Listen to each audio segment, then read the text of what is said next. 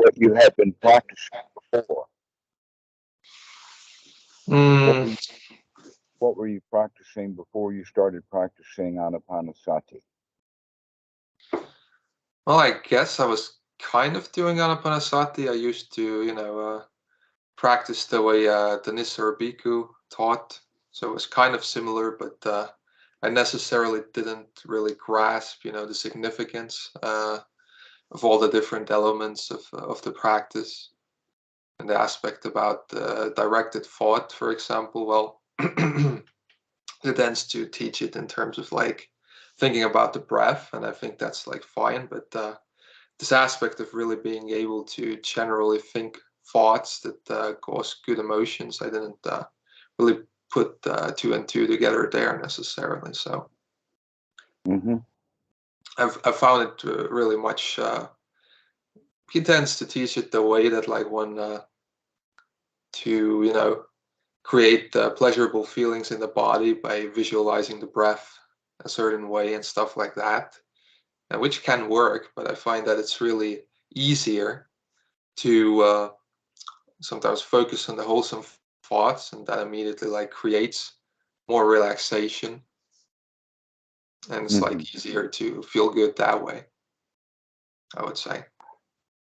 Well, a couple of things that can be said is that the complete practice, the correct practice, is explicitly spelled out in the suttas, but not in one sutta. It's more than one sutta. And that there is a lot more in the suttas, but that correct practice can be gleaned out of the suttas. And historically, that has been the case. But the better case is that when a student is around nobles who have already figured out the correct practice, so that things can be guided and directed in that direction. But that's still no guarantee, because there's many things that wind up getting missing. An example of what you're talking about, I remember having a conversation with Dan Ingram on Guru Viking, where he brought a text where he was reading from Mahasi Sayadaw about how important the joy is. Even with Bhikkhu Buddhadasa in his books, and he, as far as I know now, that there have been historically 4 of them, the last one written in the 1980s. There have been 4 books on Ānāpānasati where Bhikkhu Buddhadasa goes absolutely through the detail of all of this. And he does it in the same order that they do in the suttas, which makes sense because the suttas are following the Satipatthana. Now, what that means is that the real diamonds, the real gems, the really important stuff is buried in a sequence of events. And that makes things really strange. An example of that is Bhikkhu Buddhadasa's in one of the books on Ānāpānasati talks about gladdening the mind.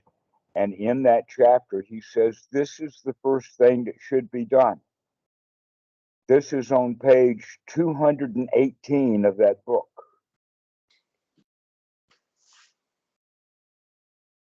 Okay, so this is how the actual practice can get lost. And is also lost in the way that an individual teacher will tell an individual student, and they get missed. Where Thanissaro is giving you the correct information, but the way that it was given to you was the way that he got it from the Thai teacher that he had. And so there was a combination of various misses along the way, to the point that even though you knew it didactically, you didn't know how to put it into practice at all. Yeah, that's somewhat true, especially since I, just read the book he wrote. I mean, there's a lot that can go missing when it's not transmitted from person to person, but they are, writing it down with some idea, and I'm reading it and maybe having a different idea, and I don't have a way to check. Well, this is the way that I have come down to understanding that the Dhamma is best learned in small groups. And basically, the smaller the group, the better. And that I can also see that that happens actually in medicine quite a lot also. That yes, there will be really big lectures that have sometimes 100, 200, 300, 400. I've seen in physics classes, the Physics 101 has like 750 students in it. Guess what? That class doesn't have a lab. And so they can handle that many students just sitting and listening and watching slides and watching videos and whatnot like that. But autopsy, that has to be done where someone is close enough to smell what the body smells like and gag on it several times. And so that's done in small groups. In fact, I bring that up always with a smile. In the movie, it's a Mel Brooks movie. The name of the book is Dead and Loving It, and it's Leslie Nielsen playing the vampire. And in there, there's a skit where Mel Brooks himself is doing the role of the doctor in an autopsy. And his entire point, the way that he's doing this autopsy, is to get every student in that small room to pass out.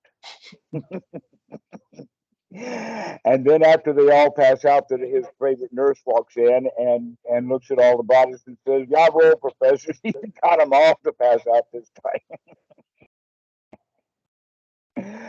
And the reason that I find that funny is because going back to that classroom of 750 students, not one student's going to pass out.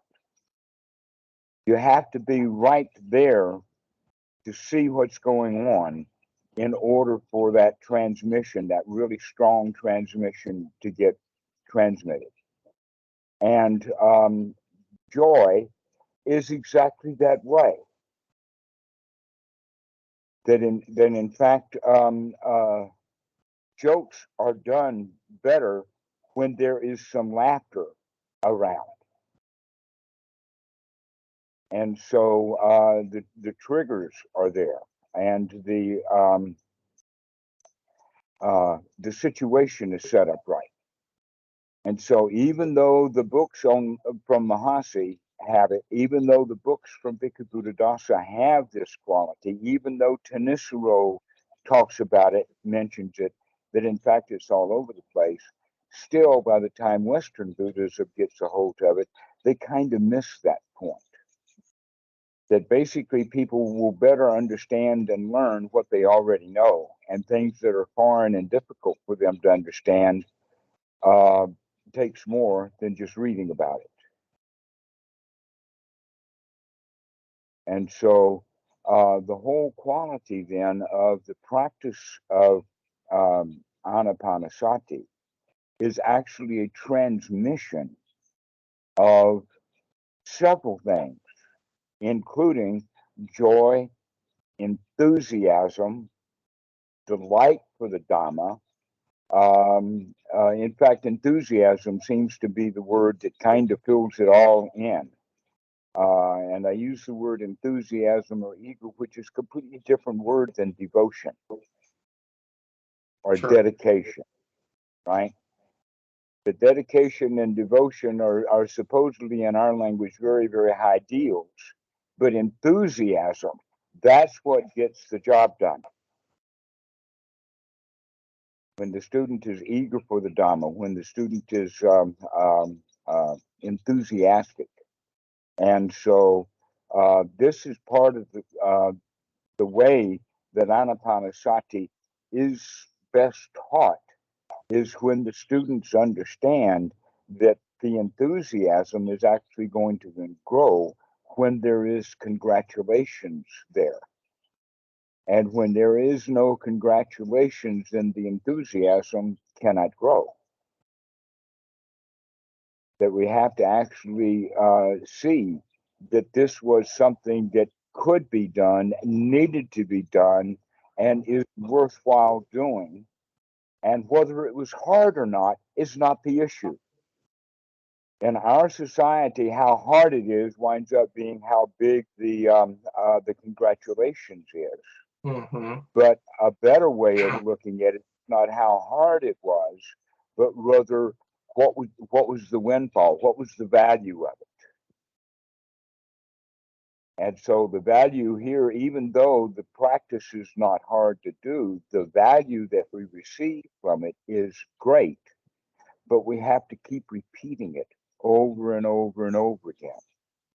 And so this is when we come back to the one statement of the Buddha, that he teaches only one thing, dukkha and dukkha nirodha. And coming out of that dukkha into the dukkha nirodha is to be done in the here now, not something that's planned for or hoped in later times. And this is one of the problems that gets involved with the teaching of the Dhamma, is that in our Western society, European and American society, is actually the whole society is based upon delayed gratification. Delayed gratification. You can't have your gratification now. You've got to put in all the work. You got to learn your 1, 2, 3s. You got to learn your ABCs. Then you got to learn arithmetic and you got to learn words, right? And it's just more work and more work and more work. And it's interesting that some students, we don't quite know why, but some students get enthusiastic and eager about a certain kind of topic.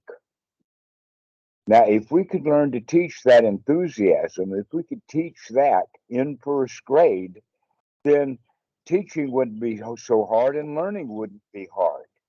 But we don't teach the children that enthusiasm. We teach them instead to concentrate, which means that you got to look like you're working hard.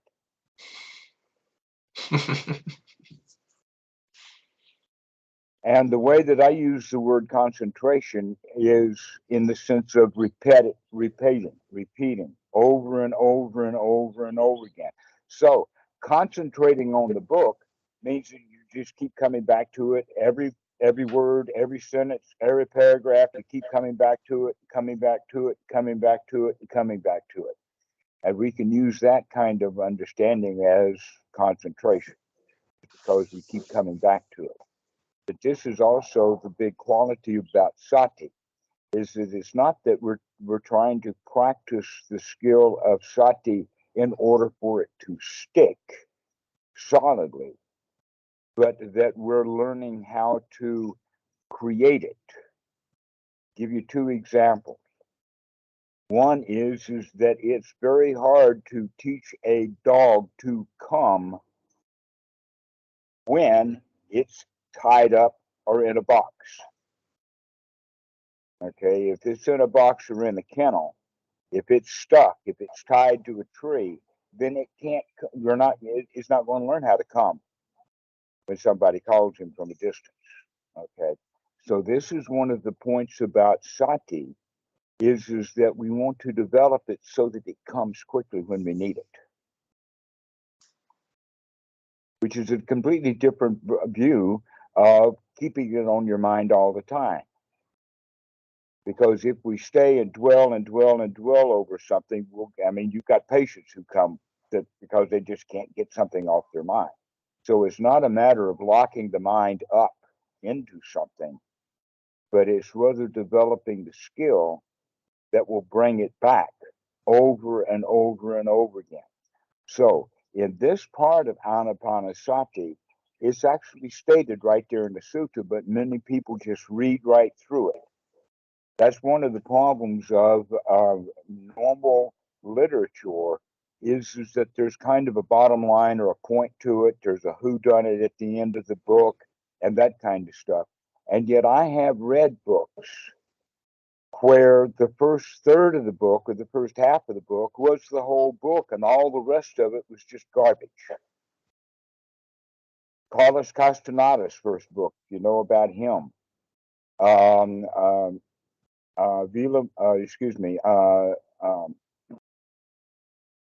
one of the monks that I know, Dhamma, had written a book on self and no self. And the first part of the book was really excellent. But the second part of the book, there was nothing to it. But we get upside down with that in the sense of some of the best stuff is going to be presented first. And we keep reading and reading and reading, looking for the good stuff. When it's already hit us right in the face and we missed it. Okay. And this phrase that I'm talking about is actually step one of Ānāpānasati, where it says in the sutta, it's translated this, and I think that the translation is part of the problem. Mindfully, one breathes in long, and mindfully, one breathes out long. Okay, this is the understanding that you're breathing in long and understanding that you're breathing out long. And then later, that phrase is added with all of the other points, like gladdening the mind, investigating the mind, bringing in sukha. Thus, one trains oneself while mindfully breathing in long and mindfully breathing out long. Okay, now the word mindfulness here is good enough, but we can get it even a better translation by saying that you have to remember that this breath is a long in breath.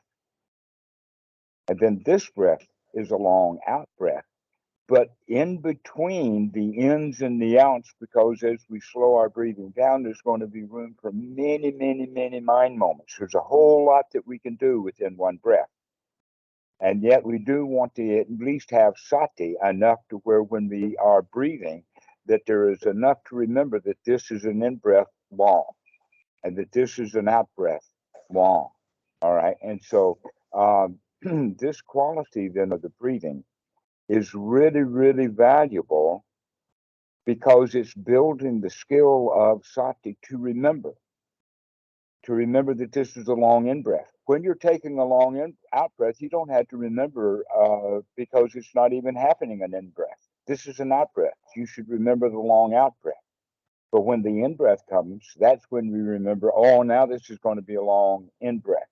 And so actually the remembering of, or the sati for the long out-breath and the sati for the long in-breath is two different satis. And we want to have one and then the other and then the other and then the other, as well as bringing in sati for other things during that long in-breathing and out-breathing. It's almost like we become a one-man band. Have you ever seen a one-man band? Normally they have a bass drum strapped to their back. They could do, and cymbals are on their heads, so they could do this way and play the cymbals. They could jerk a leg and play the bass drum. They're playing a musical instrument like a harmonica that they can just play with their mouth. And then they've got some other instrument that they can play with their hands. And so they wind up becoming a one-man band, okay? And so he has to practice that so that he can actually make music out of it that works together.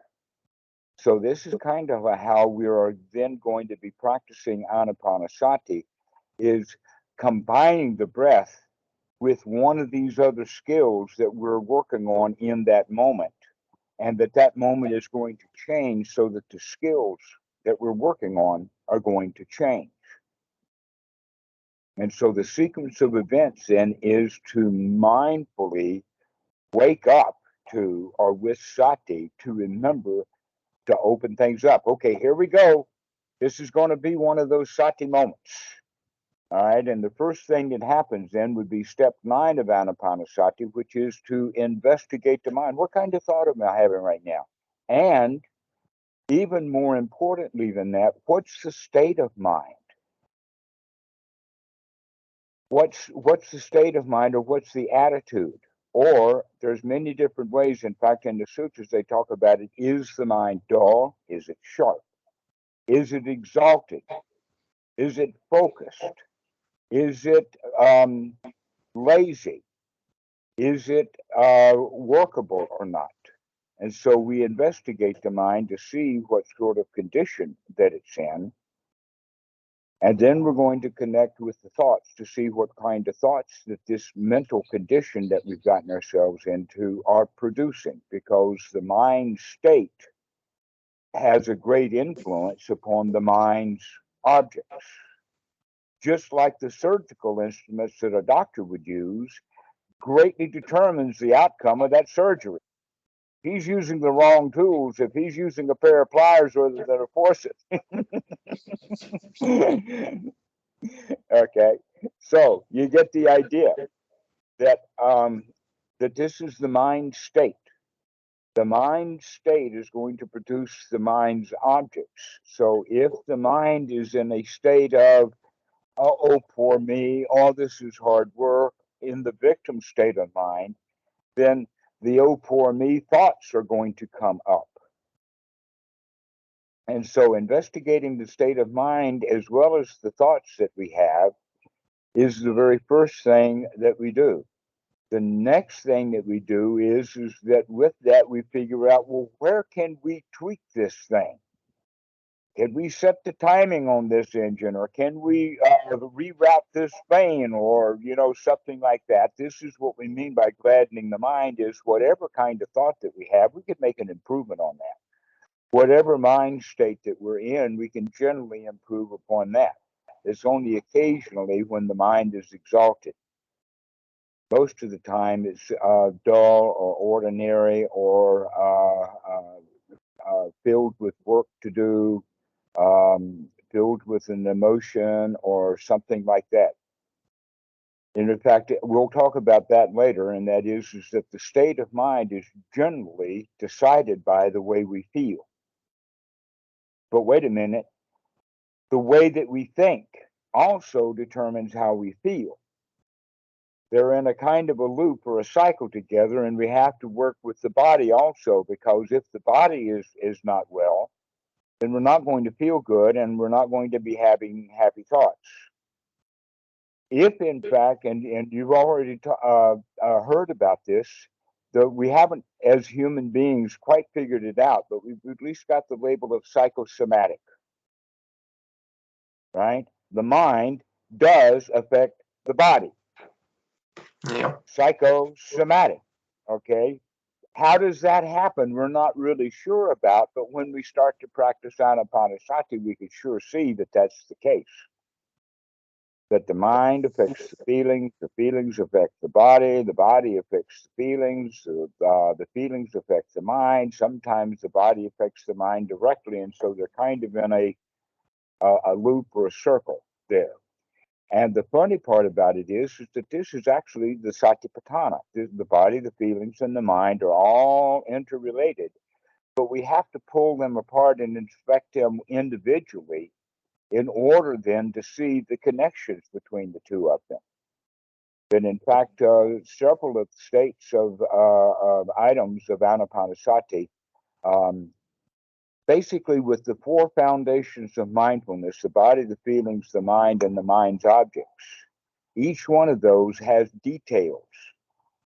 And the details are then what they call the tetrads.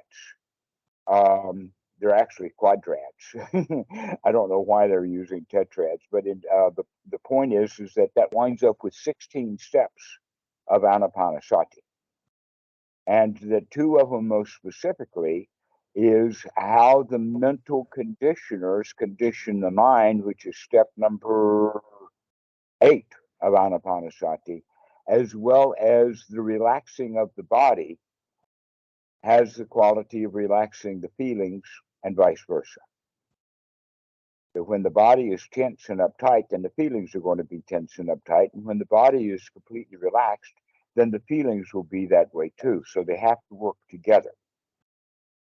And so this is what we're actually looking at is that we have to look at Ānāpānasati both at an individual piece level as well as how they fit together and how they connect. You could say that in the sense of putting a jigsaw puzzle together. You have to look at both the colors and perhaps figure out where it fits on the puzzle. But then you have to look at the way those edges are curled around so you can see exactly how to put it where. Now that we know where to put it, we've got to figure out how to put it in there. So this is an example then of understanding Ānāpānasati is by working with the mind to investigate the mind, to see how the body and the mind and the feelings work together, how they influence each other, so that we're beginning now to work with gladdening of the mind directly in order to change the way the body feels. And then the body and the mind are going to work together to change the way that our feelings feel. Now, that's something that's not in the sutras, but it's something that I've come to understand. And actually, you can see how easy that is. That it's easy to remember and then to take a deep in-breath. That's easy to do. Just think, and then the body does it. There's that direct connection. We can, in fact, control our breathing. But we can't necessarily control our feelings. If we're feeling bad and uncomfortable, we can't just say, oh, just take a long, deep feeling breath, and feel good immediately. So we have to use the body and the way that the body feels, as well as the mind and how the mind is, the states of mind that we're in and the mind's objects. So the easiest thing that we can change is the mind's objects. That's the easiest one of all these things to change. This is why we start with gladdening the mind in the sense of that's the new object that we're going to put in the mind. We're going to start with the easy thing first by changing the content of the mind, lifting it up. Whatever we've got there, we can make an improvement to that.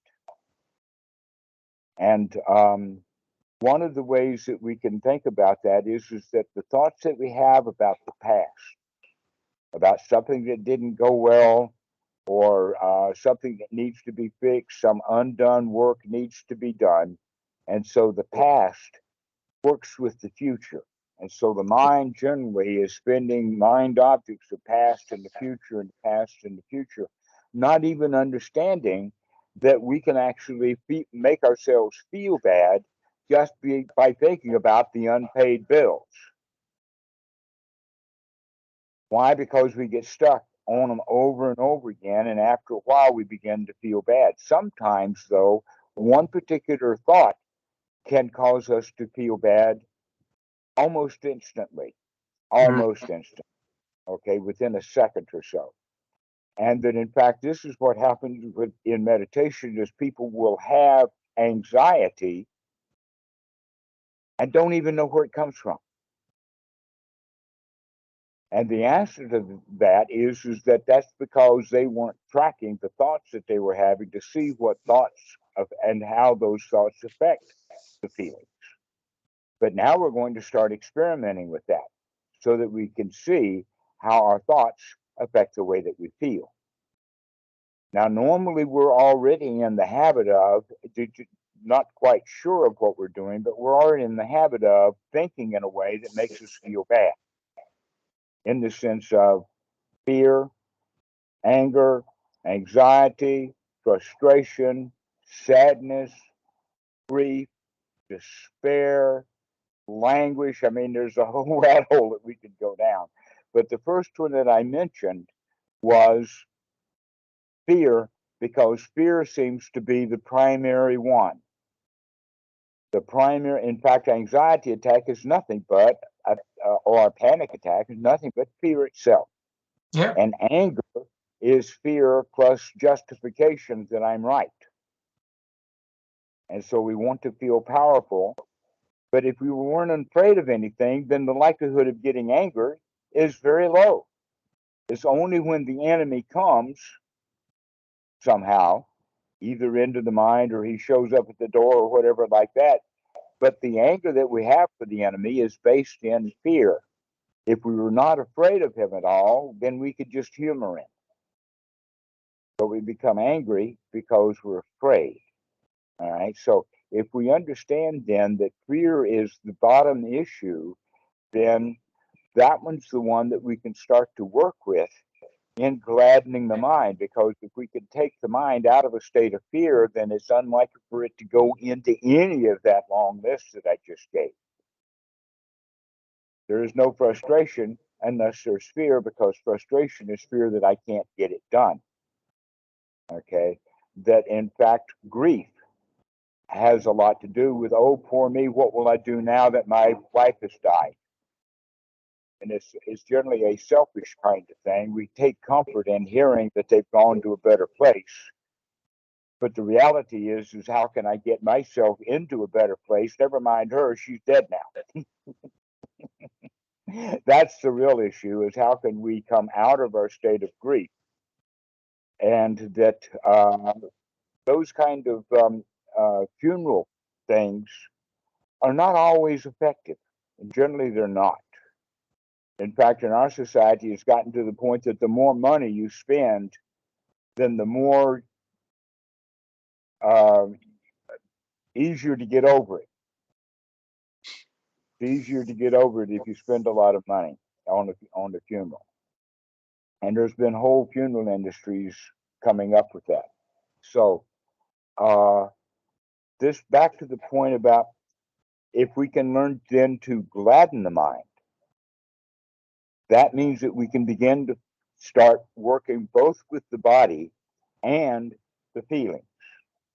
And the way that we would work with the body is that by watching the breath, you can't watch a past breath. You can't watch a future breath. The only breath that we can watch is the one right here, right now. And if we are in fact watching it, paying attention to it, then that's another way of spending a mind moment. That's another way of thinking, except that now we're thinking about the body and the breathing, as opposed to thinking about Aunt Susie died. So being in the here now is the part that we begin to work with the gladdening of the mind, but we're going to come out of the past, out of the future, into the present moment, and then actually enjoy this breath. Come to some pleasure within this breath. We don't necessarily have to visualize it, but one thing is for sure, and that is that if you don't think that this breath is worth enjoying, then wait for a while, a minute, or two, or three. And then when you do breathe, you really like it. I've actually done that with students, to have them to hold their breath.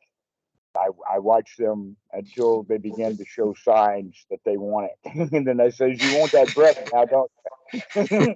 And when you take it in, okay. Well, guess what? Every breath can be met with that kind of joy, that kind of realization. I'm still alive. Wow. What else is important? In a way, we could say that every one of us has a death sentence. We're going to all die in 5 minutes. But we can each get a reprieve for a few minutes just by taking a breath. And if we look at it that way, that breath itself is life-giving, that we really need this breath. So the breathing and staying alive is really the only thing that's important.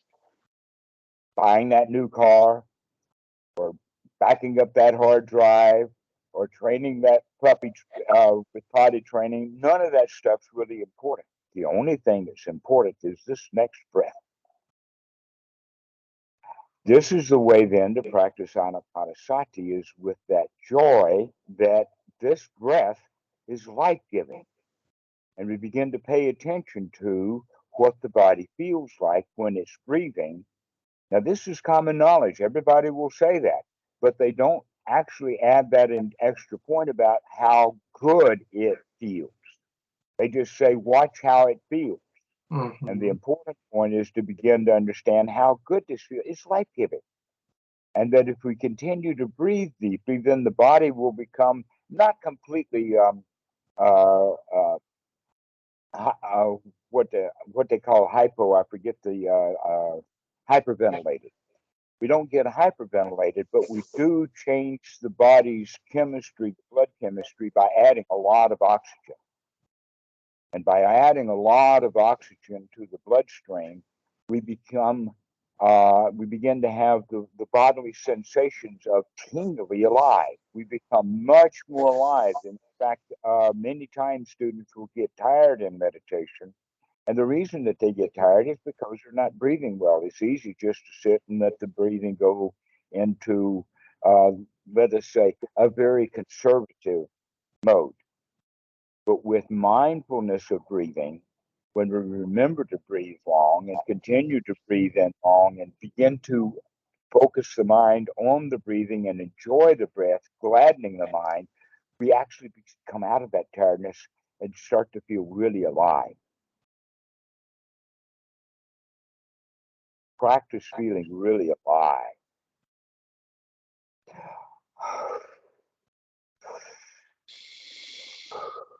I'm making sounds intentionally, but you don't have to make the sound. But the point is take some long, deep breaths, one after another, and experience what that happens has to do with the body. Allows the body to wake up, to become tingly alive. You can feel the tingling in your feet even, as well as on your arms. Not only that, but the chest feels almost at ease now rather than a tightness. That anxiety is actually a kind of a blockage. Anxiety generally has something to do with adrenaline. You know, that the reptilian brain and all of that. So you have the penile and pituitary glands that send messages right down to the adrenaline gland. And one of the jokes that I really love is, why is the adrenaline gland located where it's located?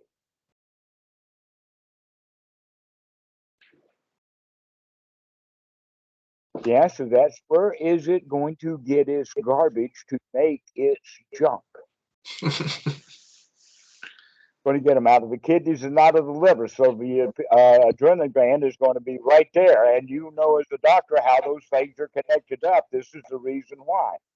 Is that all the stuff that the kidneys and the liver collected, those amino acids and things like that, is what the adrenaline gland is going to use to build cortisol and adrenaline and pump it right back into the bloodstream. Except it's also possible that those amino acids, if we're breathing out heavy, not only does carbon dioxide start to get breathing out, but so do small amino acids and things like that. And so, in a way, what I'm saying is that the body is more acidic when we're not practicing correctly. But when we are practicing correctly, the body, the acidity of the body comes down, and the basic is built up just a little bit, so that we become happier, a feeling of well-being, a feeling of being balanced better, simply because of the breathing. But paying attention to the breathing and gladdening the mind now, those two things give us the tool to begin to operate with the feelings that we have, mostly fear. And so the way that we gladden the mind then is by talking about that right now everything is safe. I'm having good air. I can breathe well. There are no gorillas in the room. There's no pythons on the floor. There's no boogeyman in the closet. There's no bear under the bed. You know, the kinds of things that children think about to scare the daylights out of themselves. Okay. And so now we can take comfort in that there is nothing dangerous around. If we can feel safe and secure, that's a basic part of the practice of Ānāpānasati.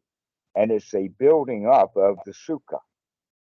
Because when we feel in danger, then that's a dissatisfaction. We don't like to feel in danger. We don't like to feel the fear. And so we can come out of that fear, not to fearlessness. We're not talking about fearlessness. Fearlessness is what the courageous warrior does when he goes into battle. Here, we recognize that there's no battle. We don't put on our armor to go into battle. We cook supper for our friend, who you used to call an enemy. And when we called him an enemy, we were afraid of him, and so we had to be fearless in battle. But now that he's a friend, we could feel comfortable and safe and secure.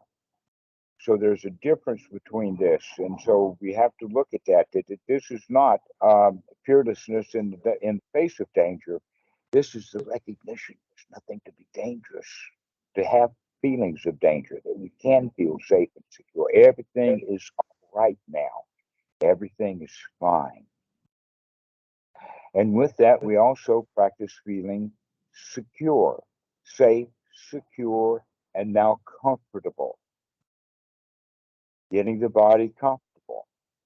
Now, in most practices of meditation in Buddhism, somehow or another, because the Asians sit comfortably on the floor cross-legged, the Westerns think they got to sit that way too. And yet Westerners, especially like in Estonia, you've got a winner there. Your 2 and 3 and 4-year-old kids do not play all day long on the floor. You put them on a carpet, or you put them in a chair, set them at a table, something like that, to get them off the floor. But here in the tropics, the floor is cool. We want to sit on the floor. So it's just because of the weather or the climate that we're in is what determines whether we're good at sitting on the floor or not. And yet Westerners, they have to work really hard and train really hard and all of that. And I've got actually, she's my stepdaughter, that I met her when she was 11, and she was sitting in the lotus posture to eat then. Now she's graduating from college 10 years later, and she still sits not just cross-legged, but in a full lotus posture while she's eating her food. She's been able to do that her whole life, and so it's nothing special for her. And that I've also been at parties where I was the only one sitting in a chair because I'm an old man and I'm kind of the head of the family and got some money and, all of that kind of stuff. And everybody else is sitting on the floor, cross-legged. Some of them don't even bother to go to the temple. They don't have a meditation practice, but they can sit on the floor just fine. If we understand that, then we can understand that meditation or the practice of Ānāpānasati is not related to the posture that you're in. It's related to the comfort of the posture that you're in. And so the Buddha talks about all 4 postures: the sitting posture, the lying posture, the standing posture, and the walking posture. I've got a few more, but they're somewhere in between. Like between the lying and the sitting posture is the reclining posture. And that's a good one to practice also. So the various postures have to do with, are we comfortable? Because if we are not comfortable, then we don't like the pain. We're in a state of dissatisfaction. We're in a state of dukkha. And so some meditation teachers, they have a strong determination setting, wanting the students to sit for long periods of time, when in fact, for long periods of time, the mind gets dull. The students don't have the attention span. They're not thinking about breathing in, breathing out, breathing in, breathing out. And so their breathing is getting normal, back to a normal breathing. By being cross-legged, they sometimes cut off circulation here and there. And now they've got itches, they've got pain, they've got all kinds of struggles going on. 45 minutes into their sitting, and there is no Ānāpānasati possible in that particular situation. No real Ānāpānasati. It's only an endurance test, which is not what we're practicing. This is one of the reasons why students wind up quitting meditations, because they're not getting the benefit out of it. But the benefit that we're looking for can be had fairly quickly. 10 minutes would be what I would recommend for practice. 10 minutes, maybe 20, but 20 later. Right now, 10 in the beginning. Just 10 minutes to practice so that we actually are practicing deep breathing for 10 minutes. We're actually practicing long in-breath, long out-breath. We're practicing feeling safe, feeling secure, feeling comfortable. And the next ingredient on that list is feeling satisfied, that right now everything is okay. This is good enough. I've gotten everything that I need. If I can get myself into a state of satisfaction, then we can recognize we are practicing correctly. And this is only 3 steps of the Eightfold Noble Path we've got going here. To remember, to look at what we're doing, and to take the effort to gladden the mind and to take control of the breathing. And now the 4th ingredient that's added is that when we can do this, and the body and the mind then work together to get the feelings into the state of safe, secure, comfortable, and satisfied, and we practice this over and over and over again, because something new is beginning to stir. And what is that something new? In the Pali, it's called sada, and we can translate that as confidence, not faith. That some people say, "Oh, you have to have some faith to get even started." No, you've already got evidence. Christianity has to go faith because they've got no evidence. They claim that there's a Jesus. With Ānāpānasati, anyone can take 1 breath or 2 breaths and get benefit of it, and they can see it right there. So this is not faith, this is confidence. But that confidence begins to grow and to grow and to grow into, from just I feel satisfied right now, into the attitude I can feel satisfied. I am successful. I am able to do this. And so we add that 4th ingredient, which is in the Eightfold Noble Path, it's called sammā sankappa. And we have to take the effort to gladden the mind to the point that we feel like that we can do this. This is where the attitude changes from the attitude of a victim. Oh, this is hard work, but I'll get it done somehow. Into, wow, this is a piece of cake. Wow, this really works. Wow, this is enthusiasm itself. We really get enthusiastic for the path because we congratulate ourselves with the success. So now we've changed the feelings from fear, pain, sorrow, I've got to practice, this is hard work, all of that. Now we've got built up to safe, secure, comfortable, satisfied, and successful. But that even goes further. The success winds up with the top item on the cake. Then is feeling wealthy. This is where we add the generosity. In other words, when we have so much joy that it overflows, there's no place else to put it but to just let it spill out all over the place. You feel wealthy with it. And so this is the sammā sankappa. This is the congratulations. This is the celebration of life itself. Wow, it feels so good to feel alive. And I can feel this good feeling alive by practice. Over and over again, we practice this. This is the sammā sankappa, is we practice over and over and over again to feel safe, secure, comfortable, satisfied, successful, and then wealthy. We're not just a successful businessman, we're a wealthy businessman, except that the business that we have is the business of living, being alive. And so this is a further way of beginning to understand this is the Eightfold Noble Path. When we have that wealth of feeling alive, this is also talking about it in the sense of the mind becomes unified and whole. There is no more separations. There is no more conflict within the mind. We don't have arguments between the parent and the child. Or we don't have any lies. There's no reason to lie anymore because the truth is absolutely the best there is. Why should I bother to lie? Also, we don't want anything. So we're not going to hurt anybody to get it. So our morality, this is something that's hard for a lot of people to understand, but the teaching of the Buddha is actually a moral teaching. Because when you get your mind clean, your life will be clean. And when your mind and your life are clean, then your behavior is going to be naturally clean. Except that we put it backwards.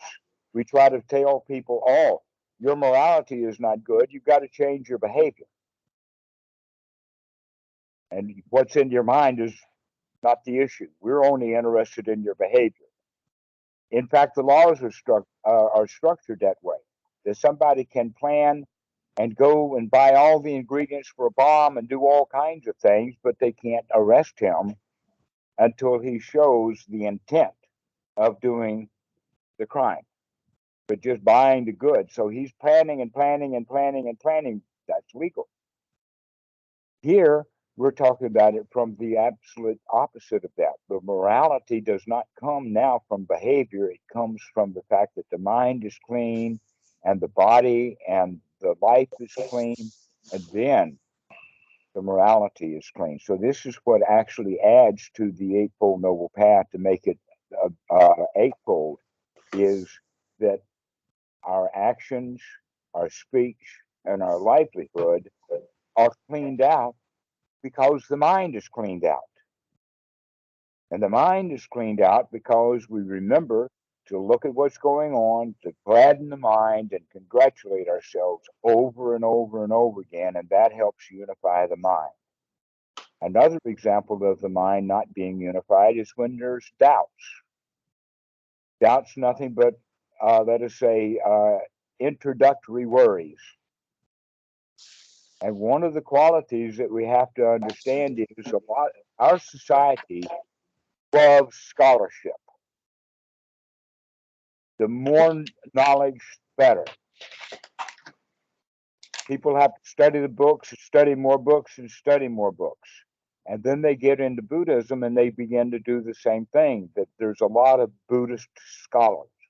They want every sutta. They want to know what's there and all of that. But the reality is that the actual teachings of the Buddha is actually quite small. There's not much to it. And that all we need to know is just enough to get our mind straightened out, to get the mind cleaned out, to get our life cleaned out. And that's all we really need to know. Everything else is just added information.